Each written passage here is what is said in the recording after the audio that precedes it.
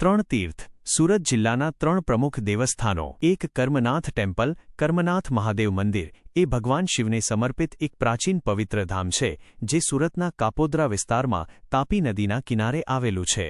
પૌરાણિક માન્યતા અનુસાર અહીં સ્વયં કરદમ ઋષિ દ્વારા શિવલિંગની સ્થાપના કરવામાં આવી હતી. 2.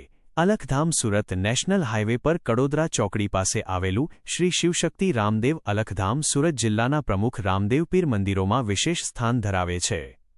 અહીં બિરાજમાન રામદેવજી મહારાજનું દિવ્ય સ્વરૂપ સૌ ભક્તોના મન મોહી લે છે. અહીં યાત્રાળુઓ માટે ભોજન પ્રસાદ તેમજ રહેવાની ઉત્તમ વ્યવસ્થા ઉપલબ્ધ છે.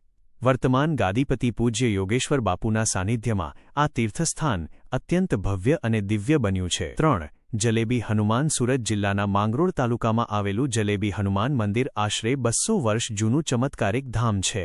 અહીં હનુમાનજી દક્ષિણામુખી સ્વરૂપે સ્વયંભૂ પ્રગટ થયા છે. શનિ શિંગણાપુરની જેમ આ મંદિર પણ કોઈપણ છત વગર ખુલ્લા આકાશ નીચે આવેલું છે. અહીં દાદાની કૃપા મેળવવા માટે ભક્તો વિશેષરૂપે જલેબીનો પ્રસાદ અર્પણ કરે છે.